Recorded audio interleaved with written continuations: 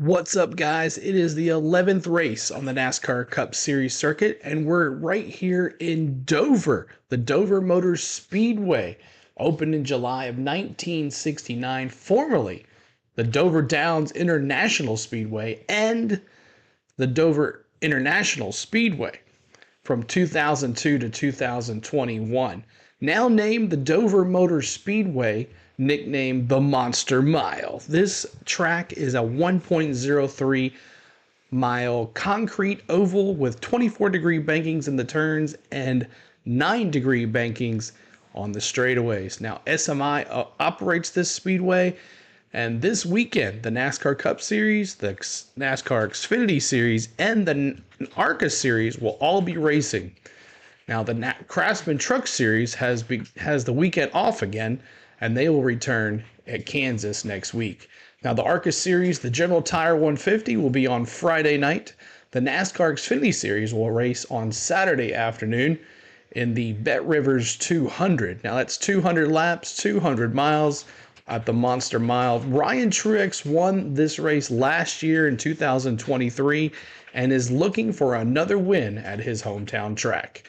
Now, 4 drivers are eligible for the Dash for Cash, and the drivers are Jesse Love, Riley Earps, Anthony Alfredo, and Ryan Sieg. And this is the last of the Dash for Cash. Now, Colt Custer won this race in 2019.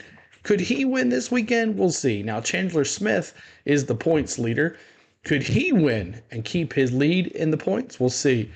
Now, Justin Allgaier in that 7 car could be a good pick as well.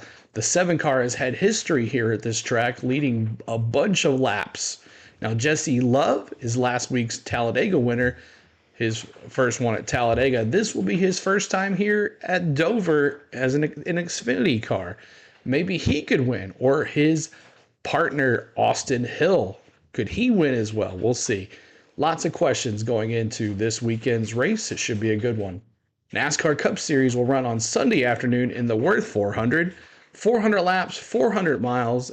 Martin Truex Jr. is the defending champion, and a good chance he could win, but he's come close so many times in the past to win and did not get the checkered flag. It's just taken away from him last minute there.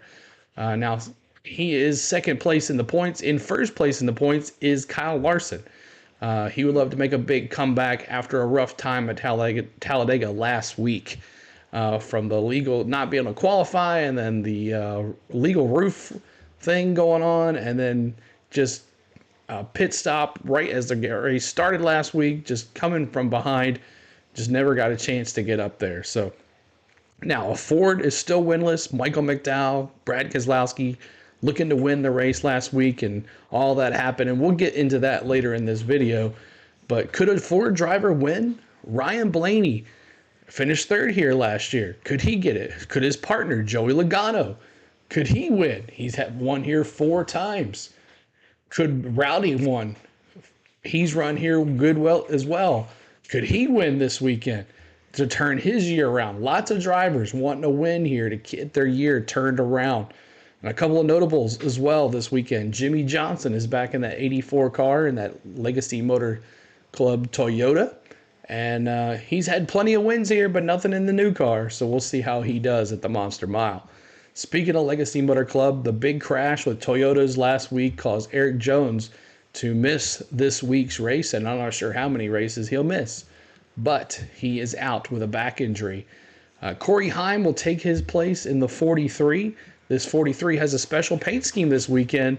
Yes, the STP colors are back for the Richard Petty 43, and it looks awful nice. So we'll definitely be checking that out. Corey Heim, the defending NASCAR Truck Series champ driver who had the week off, will now be in that 43 car.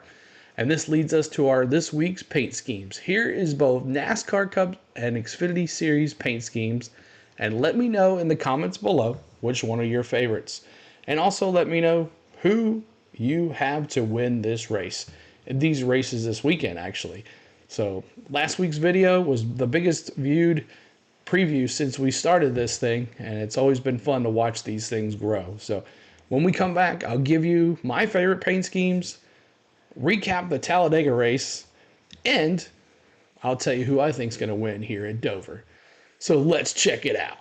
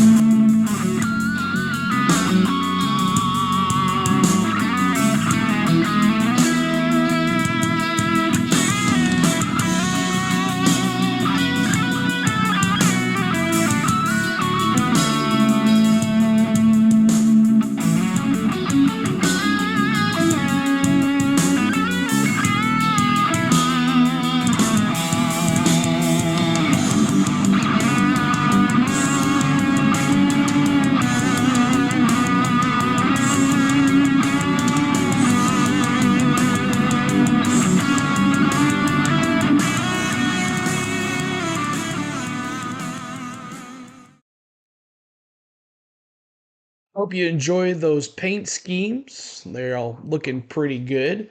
They didn't make me hungry like last week, but here's some good ones. There are some good ones out there. So But here are my favorite for the Xfinity Series. It's that number 48 Parker Klingerman, number 48 Motley Crue Dogs of War Chevrolet. I don't know, it just looks really cool. So that's my favorite there. For the NASCAR Cup Series, no question. I already gave you a hint which one I was going to pick earlier in the video. It's got to be the number 43 Legacy Motor Club Dollar Tree / Petty 75th Anniversary Toyota. Yes, that STP colors look great with it, but Dollar Tree on the side of the car. So which one is your favorite? Make sure, again, leave it in the comments below. We would love to hear which one are your favorites. And also remember, put in the comments below as well, who do you think is going to win these races this weekend too? So let's recap Talladega. Man, oh man, the Geico 500 weekend was a crazy one. It started with the Xfinity race. We streamed both races at Talladega. We saw a first-time winner at the Xfinity Series, which became a fuel mileage race and had a crazy finish. Jesse Love with the victory. Even Deegan was up there on that last couple restarts. I know a lot of Haley Deegan fans out there. So now the Cup race on Sunday was a blessing just to run because of the threat of rain all weekend. We thought we were going to have to run this on a Monday, but we got it in. The rain got through and stopped. The first two stages were pretty quiet, not much going on. Austin Cindric won the first stage. Joey Logano won the second stage. And it looked like the Fords were going to finally do something. McDowell looked pretty dominant in the third stage. Of course, he qualified on the pole as well. But I thought, man, this is going to be it. But the Toyotas, after green flag pit stops, they all got together. All of them in a line, single file, looked like they were going to be dominant here with the way they were hooked up, nose to tail, and going down off the backstretch into turns 3. Somebody gets loose. I believe it was Hunter Nemechek, Bubba Wallace, Eric Jones, all those guys, and boom, went from a single file draft train to in the wall, and a nightmare scenario. Both legacy Toyotas were out. Bubba Wallace was out. Denny Hamlin was out. Denny just couldn't believe it when they interviewed him after the race. Like, I have to look. I don't even know what happened. I don't know how it happened. But how does that happen when you're single file? So weird, but crazy. I'm sure they'll learn from that. But so seemed we were up for a big finish, and the big one was not showing its face yet. And we were all just waiting for something to happen. And came down to the last, about 30 laps to go in the race. I told the chat that watching Michael McDowell go low, go high, blocking aggressively, that he was going to cause the big one on the last lap or near the last lap when he was trying to block. And that's exactly what happened out of turn 4. Brad had a great run. McDowell blocked, and Brad still had a good run, and he blocked again. And that second block is what got him, and he got turned. Enough to slow down Brad Keselowski because he was right there. He saw the checkered flag coming. But it slowed him down enough where Tyler Reddick won the race, and it was good for him. And all great to see Michael Jordan holding Tyler Reddick's son at the end of the victory lane and all that stuff. It was pretty cool. But McDowell, after that, after dominating the third stage and then leading almost to the checkered flag, he finishes 31st. Corey LaJoie finished on the checkered flag sideways. That's a good way to go. A lot of people said this was a boring race, but to me, I thought it was a great race. There was not a lot of crashes, so a lot of people are like, it was boring, but I thought it was a lot of fun. Tons of lead changes, and it was a big suspense all the way to the end. So for most of the race, you had guys running up in the top 5 that had normally never been up there. BJ McLeod was up there. I was like, where did he come from? Anthony Alfredo, he was up there. Even Noah Gragson and Recky Spinhouse Jr. Held a top 5 finish. So, but this week we're back from a 2.66 mile track to now a 1 mile track. Pit stops were very key last week on drafting and getting guys together when they were coming out of the pits. But this week, the pit stops will be as much as important. Especially coming off of the track. The track's going to be very fast. Speeds are going to be high at this track, and to get slowed down at pit road speed is going to be crucial You don't want to get caught speeding because then you're going to go a lap down more too, and you'll lose your spots. But we'll see how that goes. Practice will be huge this weekend, and since we didn't have any practice last weekend, it showed. Speaking. All right, so here are my picks for this weekend. For the NASCAR Xfinity Series on Saturday, the BetRivers 200. I'm going to go Justin Allgaier. I think he's due. He finished pretty close in the last week. Talladega is a different story, but Texas, he finished pretty good. He's been strong, dominated a bunch of races, just never got the win. I think Justin Allgaier wins here at Dover. Now for the NASCAR Cup Series, I'm going to go with Ryan Blaney. Yes, the Fords break the streak. He finished third here last year. Hasn't really been dominant at Dover, but I think it's his hat making me make this decision. But that's what I'm going to go with. So we'll be streaming the practice and qualifying on Saturday morning for the NASCAR Cup Series, and then shortly after that, we'll be streaming the NASCAR Xfinity Series BetRivers 200. So that should be fun. And then Sunday, we'll have flag-to-flag coverage of the Wurth 400 from Dover. So make sure you're hitting that like button for us and subscribing to our channel if you are new watching this. You want to join our NASCAR community today. It is very important that you do it. You're going to miss out if you don't. So like I said, hit the like button and subscribe to this. So as you can see, I am wearing the Ryan Blaney hat. This was the deal I made with the chat before I hit 12K on Sunday, and I'm living up to my end of the deal. So here is the Ryan Blaney, no Denny Hamlin stuff, but I know you guys are much happier now. I can't wait for the races this weekend, and I can't wait to see all of y'all in the chat. Should be a lot of fun. So we will see you in the streams, and we'll see you at the track.